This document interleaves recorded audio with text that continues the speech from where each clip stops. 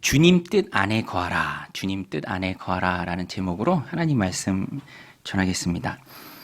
어떤 일을 하고 그 일을 마친 후에 참 일 잘했다, 칭찬을 사람들이 기대하죠. 그런데 그 칭찬을 듣기 위해서는 잘해야죠. 일을 잘 마쳐야 합니다. 그런데 일을 잘한다라는 것이요, 꼭 성과를 내고 결과만 좋다라는 것을 의미하지는 않습니다. 성경적으로 볼 때 일을 잘한다라는 것은요, 시키신 분의 의도와 뜻에 맞게 그 일을 잘 마쳤다라는 것을 뜻해요.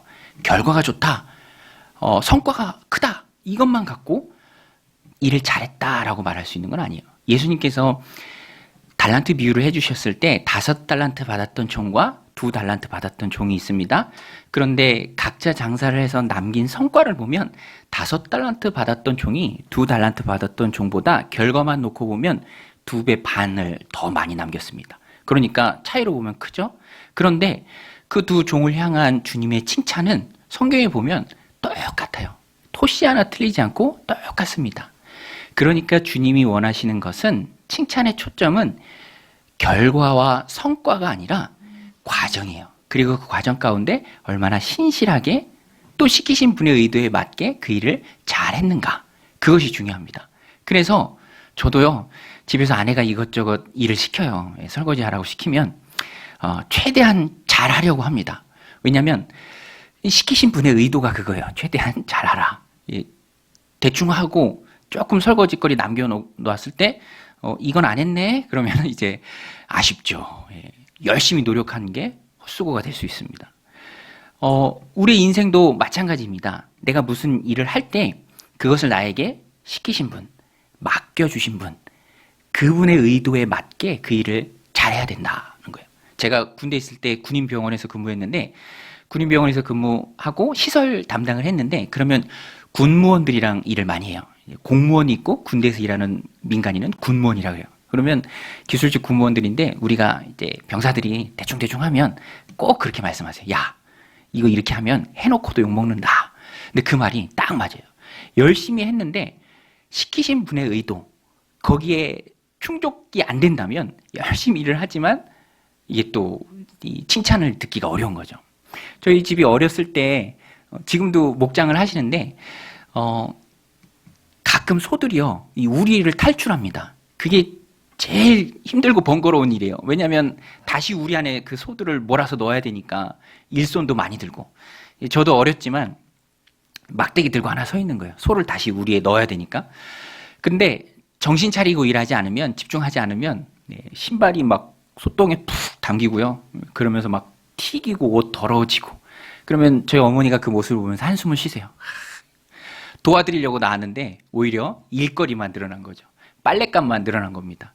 그러니까 그 원래 의도, 도와드리는 게 아니라 오히려 일거리를 늘어났으니까 이제 보시면서 한숨을 쉬는 거죠.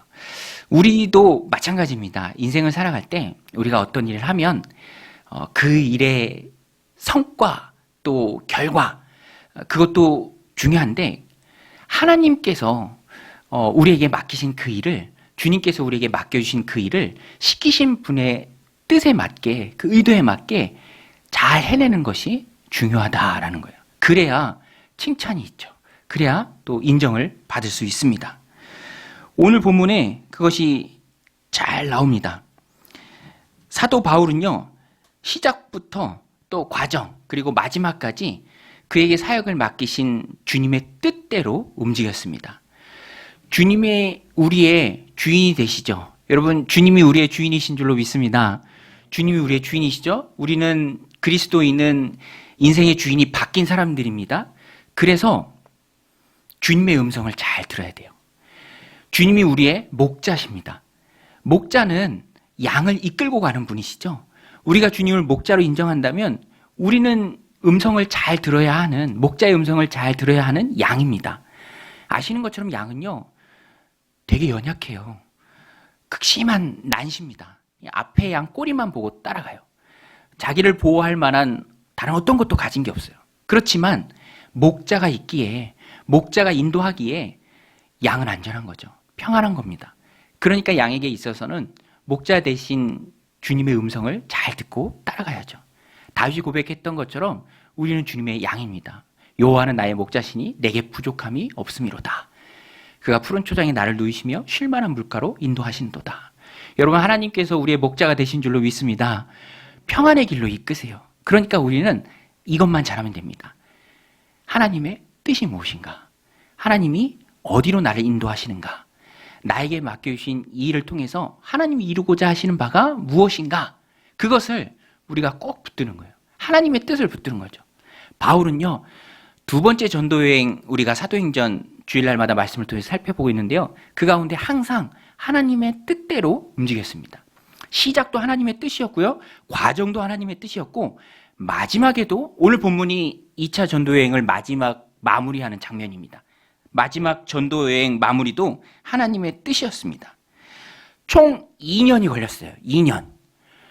짧지 않은 기간이죠. 2년 동안 아시아에서 유럽으로, 유럽의 곳곳을 다니면서 복음을 전하고 오늘이 그 마지막이에요. 그런데 이 마지막에도 바울은 자신을 향한 그 일을 맡기신, 전도의 일을 시키신 그 주님의 뜻을 가장 우선순위에 두고 행하고 있습니다. 하나님의 뜻대로 행하면 뭐가 좋을까요? 단도직입적으로 제가 여쭤보겠습니다. 여러분, 우리를 향한 분명한 하나님의 뜻이 있는데 내가 그 뜻을 붙들고 하나님의 뜻 안에 거하며 하나님의 뜻대로 살아가고자 애쓰면 우리에게 주는, 우리가 얻을 수 있는 큰 유익이 무엇입니까? 하나님의 뜻대로 왜 살아야 되죠? 왜 내 뜻대로 살면 안 됩니까? 하나님의 뜻대로 살면요, 하나님의 도우심이 있습니다. 여러분, 하나님의 뜻 가운데 하나님의 도우심이 있는 줄로 믿습니다. 하나님이 그 인생을 책임져 주세요. 순종이 뭡니까? 내 말을 들어라. 내 말을 들을 때 내가 네 인생을 책임진다. 그 전제가 바로 순종이에요. 순종하면서 기대할 수 있는 것은 하나님 내 인생을 평안의 길로, 옳은 길로, 바른 길로, 능력으로 승리하는 길로 하나님 이끄신다라는 그 기대가 있는 거예요. 바울 보세요. 오늘 바울도요, 하나님의 뜻을 마지막까지 꼭 붙들고 있었더니 하나님이 바울의 사역을 도우십니다. 어떻게 도우시냐면, 바울이 반대자 유대인들한테 붙잡혀서 재판 자리까지 끌려갔는데, 그때 재판하는 사람이 갈리오라는 로마의 총독입니다. 우리도 일제강점기가 있어서 총독에 대해서 이해를 잘 하죠. 고린도에도 로마에서 파견한 총독이 있었습니다. 그 사람이 바로 시인 세네카의 형제인 갈리오입니다. 갈리오의 총독이에요. 그 갈리오가 재판을 하는데, 이방 총독이면서 믿음 바깥에 있는 사람이라 할지라도 하나님께서 바울을 돕는 도구로 쓰세요. 그래서 그를 통해서 바울에게 정말로 유익한 판결이 나오게끔 하십니다. 이 일을 하나님께서 행하시는 것이죠. 오늘 말씀 12절부터 16절까지 그 내용이 나오는데요, 우리 같이 한번 쭉 읽겠습니다. 시작.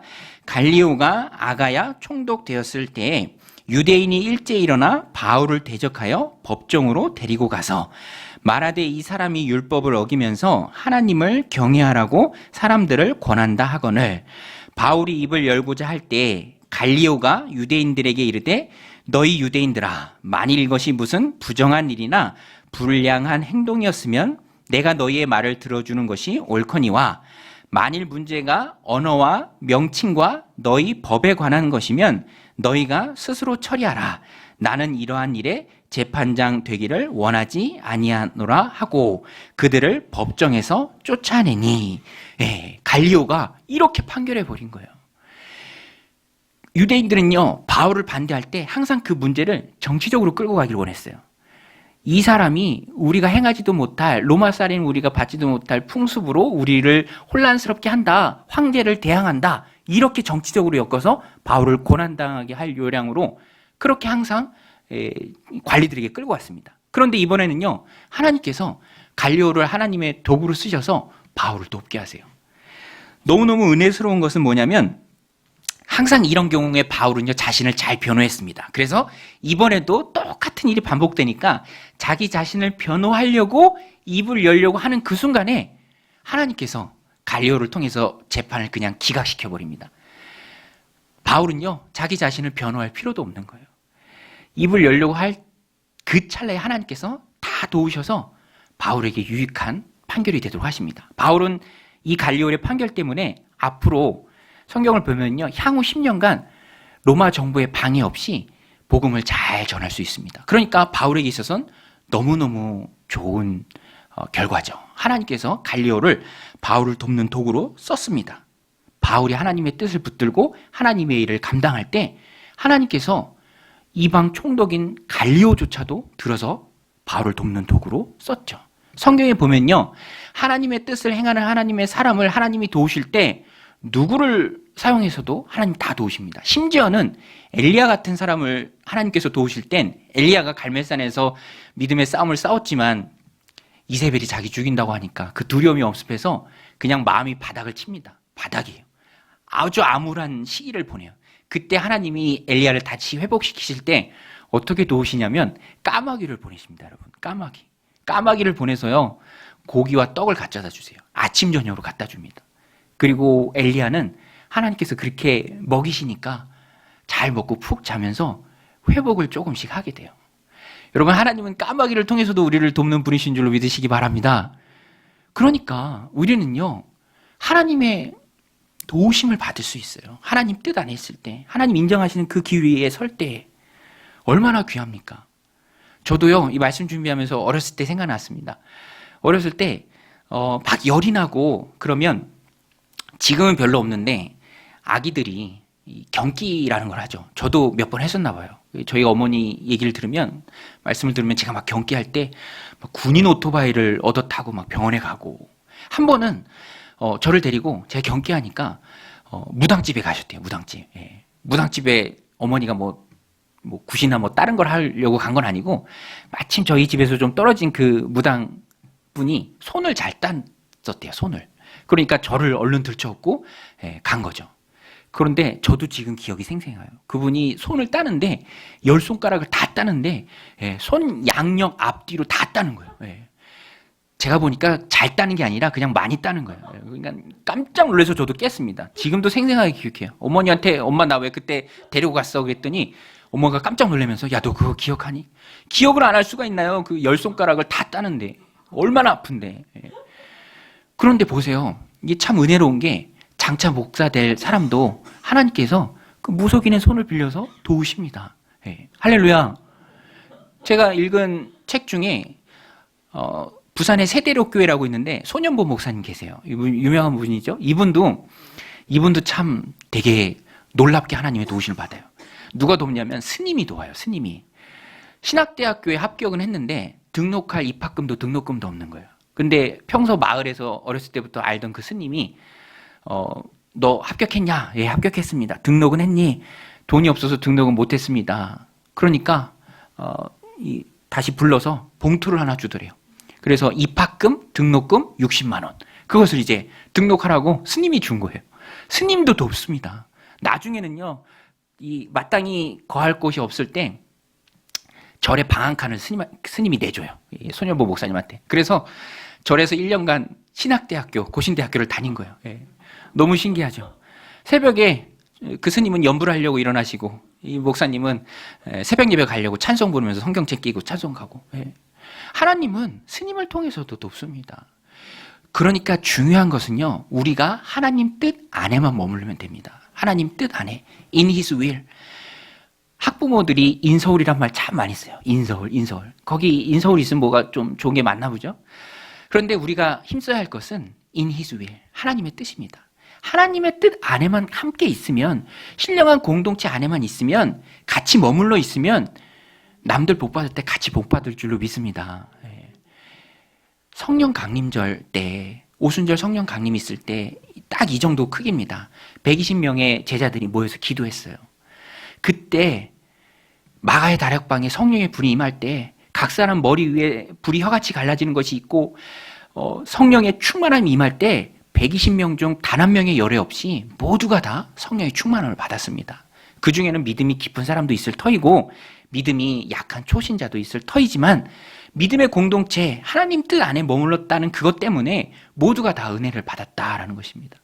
그러니까 환경은 중요하지 않아요. 상황은 중요하지 않습니다.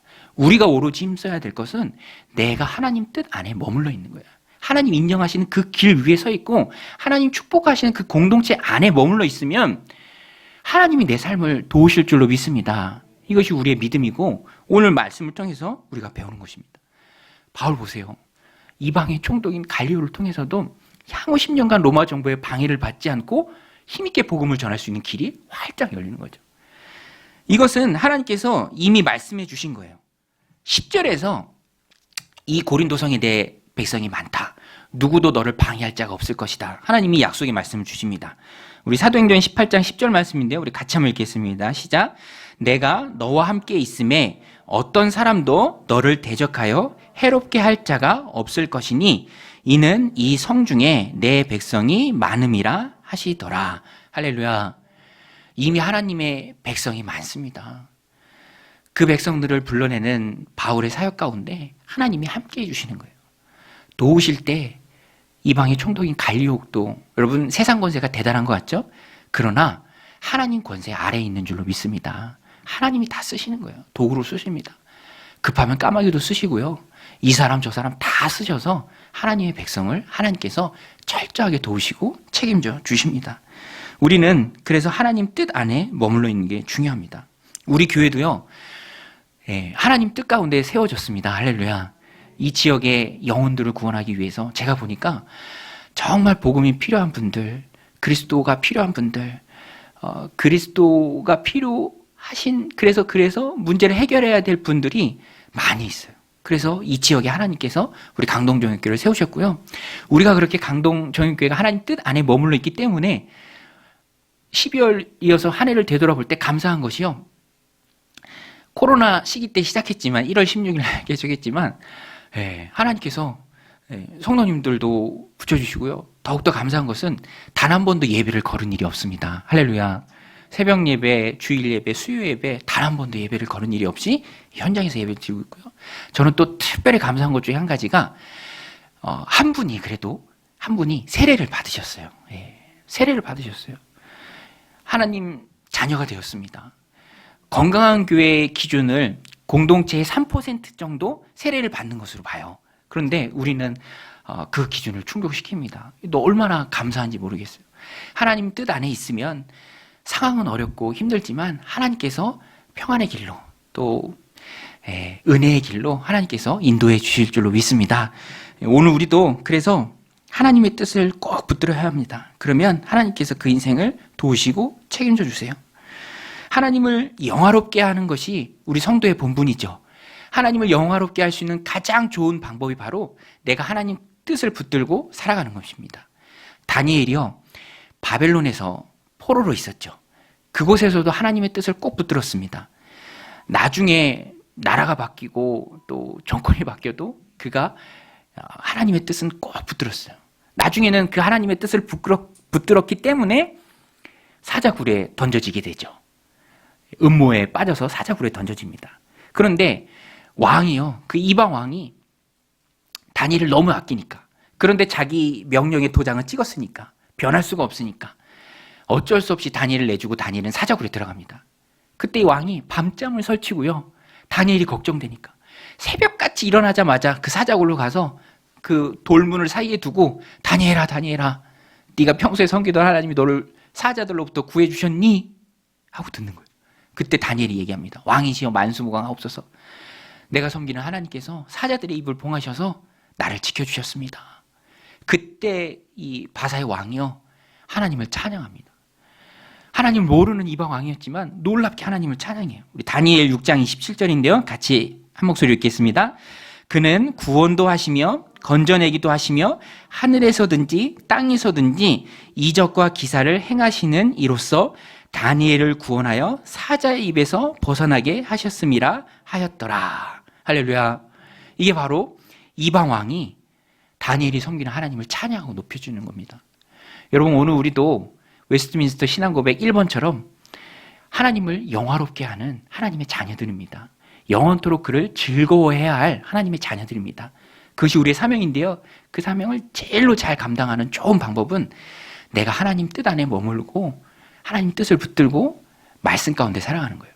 그러면 그렇게 부딪히는 내 모습을 보면서 억울하게 갇히기도 하고 또 조롱을 당하기도 하고 그런 모습을 보면서 욕을 먹기도 하고 그런 모습을 세상이 보면서 결국엔 세상이 내가 섬기는 그 하나님을 찬양한다라는 것입니다. 그러니까 우리는 하나님의 뜻을 꼭 붙들고 살아가야죠. 그때 하나님이 나를 도우시는 그 도우심을 세상에 보여줄 수 있는 것입니다. 오늘 말씀을 마음에 새기고 왕같은 제사장으로 하나님의 뜻을 붙들고 살아갈 때 하나님의 도우심을 많이 체험해서 세상에 하나님을 밝히 드러내는 그런 능력의 종들이 다 되시기를 주님의 이름으로 간절히 축원드립니다. 오늘 본문 가운데 또 한 가지 우리가 하나님의 뜻을 붙들어야 할 때 우리가 취해야 할, 우리가 가져야 할 좋은 모습인데 그것이 무엇이냐면 우선순위를 바로 세우는 것입니다. 우리 한번 따라서 할게요. 우선순위를 바로 세우자. 여러분, 우리가 세상을 살아갈 때 일의 중요성이 있죠. 또 먼저 해야 될 일이 있습니다. 누구나가 다 삶의 우선순위가 있어요. 우리는 그 우선순위를 따라서 살아갑니다. 내가 인식하든 인식하지 못하든. 그런데 그리스도인은 인생의 주인이 바뀐 사람들이라 그 우선순위에 있어서도 분명한 기준이 있습니다. 하나님의 뜻이 먼저라는 거예요. 하나님의 뜻이 항상 최우선순위다라는 것입니다. 그 하나님의 뜻을 이루기 위해서 우리가 이 땅을 살아가는 것이고, 그래서 하나님 내게 허락하신 직업도 있고요. 그래서 하나님이 내게 허락하신 여러 가지 하나님의 뜻을 먼저 이루어드리는 도구들이 있습니다. 그것을 오늘 성경이 우리에게 잘 말해주고 있어요. 특별히 브리스길라와 아굴라 부부를 통해서 우리에게 잘 말해주고 있습니다. 브리스길라와 아굴라, 바울에게 굉장히 많은 위로와 힘을 주었던 부부입니다. 그리고 브리스길라 아굴라도 바울의 만남을 통해서 굉장히 많은 힘과 위로를 얻어요.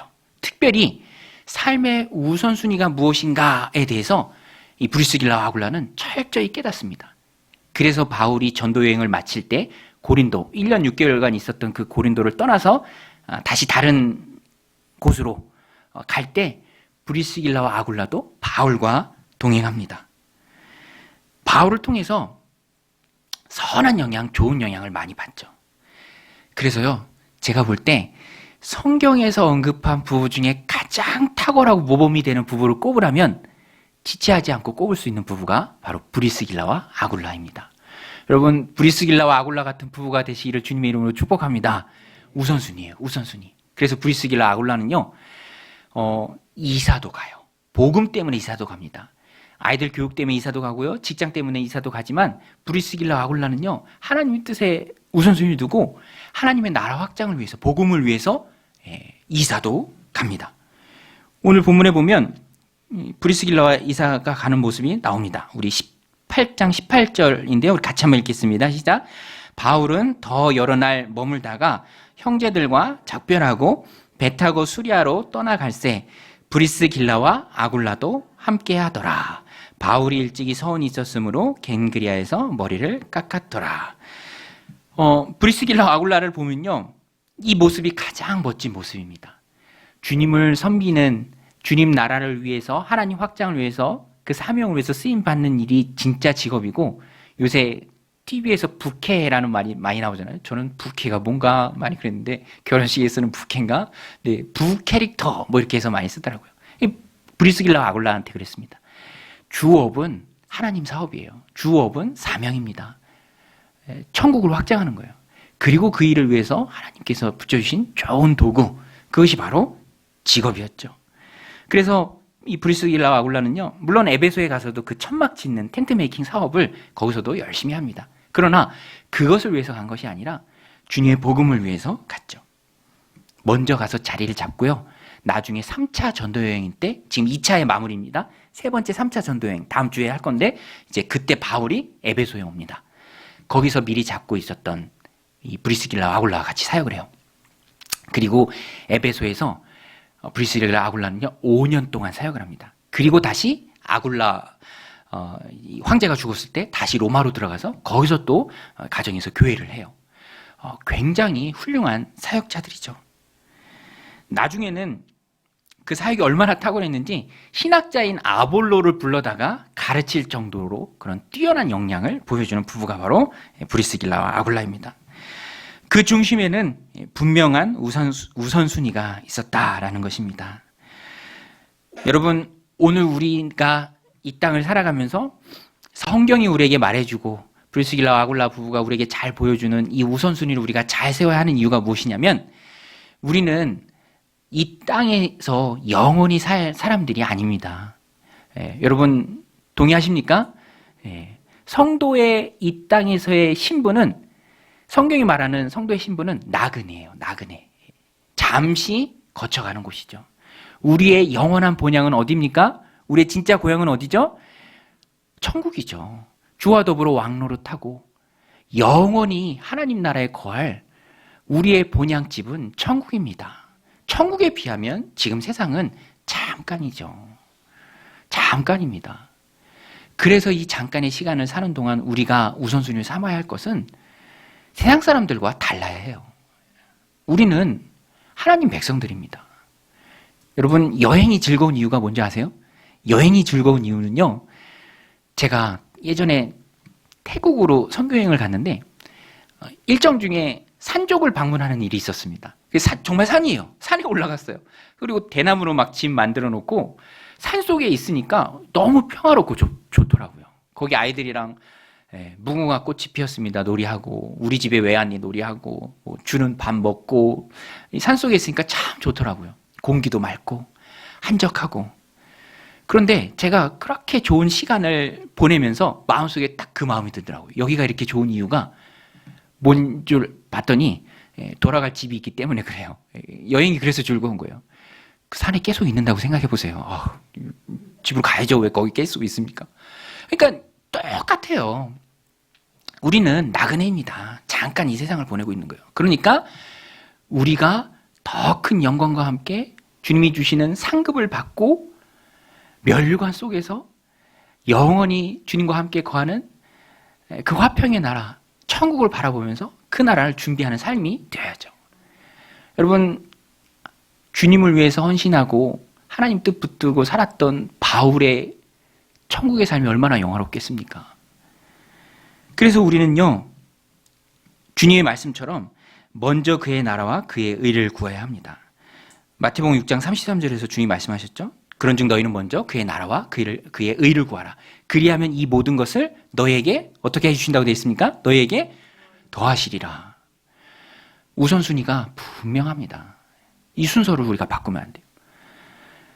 축복의 비결은 하나님의 말씀 붙들고 하나님 뜻 먼저 붙들면 이 땅 가운데 살아가는 필요한 모든 것을 하나님께서 다 더해 주실 줄로 믿습니다. 그래서 믿음은요, 행함이에요. 믿고 행하는 거예요. 우리 강동 정윤교회를 분립개척해 준 교회가 하남에 있는 정윤교회입니다. 여기 아파트가 지금 이렇게 높잖아요. 예전엔 다 5층이셨어요. 오래 사신 분들 다 아시죠? 5층 아파트였습니다. 그리고 우리 강동 정윤교회가 있는 상가 3층에 정윤교회가 37년 전에 개척을 했어요. 근데 담임 목사님도, 김윤경 목사님도 여러 번 말씀하셨어요. 제가 많이 들었습니다. 개척할 때 식구가 7명이었어요. 7명. 아들, 자녀들 셋, 그리고 아내와 어머니, 할머니까지. 그런데 7식구 가족을 데리고 개척을 한다고 생각해 보세요.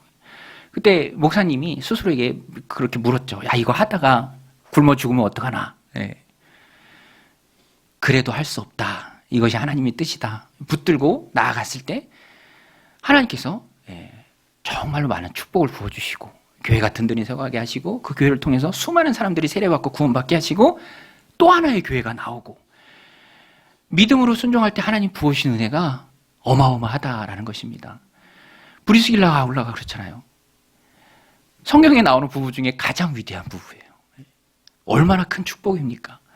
그 천국에서의 삶을 얼마나 영화롭겠습니까? 오늘 우리도 우선순위를 분명히 세워야 합니다. 그래서 바울도요, 꿋꿋합니다. 충성됩니다. 우리 주일날마다 선교여행, 두 번째 선교여행 쭉 살펴봤는데 한번 되짚어 보세요. 선교 출발할 때부터 하나님의 뜻을 출발했고요. 아시아 쪽으로 가려 했지만 하나님의 뜻은 유럽이었기 때문에 복음 들고 유럽으로 갑니다. 빌립보에서는 감옥에 갇히기도 하고요. 데살로니가에서는 유대인들의 극심한 반대에 붙이기도 하고 그 데살로니가 유대인들이 베레아까지 쫓아와서 해코지하고요. 힘들었죠. 너무너무 힘들었습니다. 이 아테네에서는요, 사람들이 이 철학에 확 빠져 있어서 복음이 잘 들어가지 않았어요. 우상의 도시. 또 고린도는 방탕의 도시입니다. 그래도 바울은 굴하지 않고 포기하지 않고 낙심하지 않고 열심히 하나님의 뜻을 붙들고 복음을 전했습니다. 그리고 지금 마지막 마무리를 하면서도 바울은 이게 완전히 몸에 배었어요. 그래서 하나님의 뜻, 하나님의 뜻이면 내가 다시 오겠다. 하나님 은혜 주시면 다시 오겠다. 12절에서도 우리 20절인데요. 우리 같이 한번 읽겠습니다. 시작.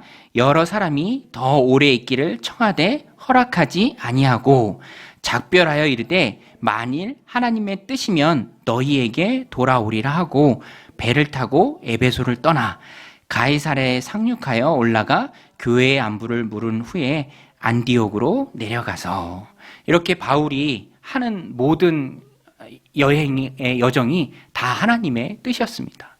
하나님이 뜻이면 내가 다시 돌아오겠다. 정말로 하나님의 뜻이어서 3차 전도여행은 이제 에베소를 중심으로 합니다. 그래서 오늘 우리는 하나님의 뜻을 가장 우선순위에 두고 행해야 합니다. 그럴 때 하나님께서 우리의 삶을 책임져 주시고요. 또 큰 복을 허락해 주십니다.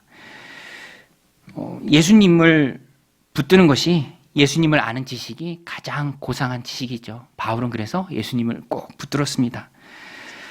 빌립보서 3장 8절에서도 내 주 예수 그리스도를 아는 지식이 가장 고상하다. 그래서 내가 예수님 붙들고 다른 건 예수님을 위해서 잊어버려도 된다. 바울이 심하게 얘기할 때는 그런 모든 것은 예수님에 비하면, 예수 그리스도를 아는 그 고상한 지식에 비하면 배설물 같다. 이 정도로 바울이 얘기했습니다. 예수님 한 분만 꼭 붙들었죠. 다른 말로 하면 예수님이라는 그 우선순위가, 하나님 뜻이라는 우선순위가 분명했다라는 것입니다. 그래서 바울은요, 고린도후서 11장에 보면은 자기가 겪었던 고난을 다 얘기해요. 내가 배가 파손하고 40의 하마나 가만대를 많이 맞고, 또 동족의 위험, 강도의 위험, 바다의 위험, 강의 위험, 그런 많은 위험을 다 겪었지만 그런 위험은 고사하고 여전히 내 마음에 눌리는 것이 있으니 그것이 무엇이냐면 교회를 위한 마음이다. 너희 중에 누가 약하면 내가 약하지 않느냐? 너희 중에 누가 실족하면 내가 애타지 않았느냐? 이 바울의 마음을 엿볼 수 있습니다. 우리 고린도후서 11장 28절 같이 한번 읽겠습니다. 시작. 이 외의 일은 고사하고 아직도 날마다 내 속에 눌리는 일이 있으니 곧 모든 교회를 위하여 염려하는 것이라. 누가 약하면 내가 약하지 아니하며 누가 실족하게 되면 내가 애타하지 아니하더냐. 이게 바로 하나님의 마음이죠. 그 하나님의 마음을 바울이 느꼈습니다. 그리고 하나님의 교회를, 한 영혼 한 영혼을 가장 우선순위에 두고 그 영혼들을 섬겼어요. 그때 하나님이 바울의 인생을 책임져 주시죠. 바울을 도와주십니다.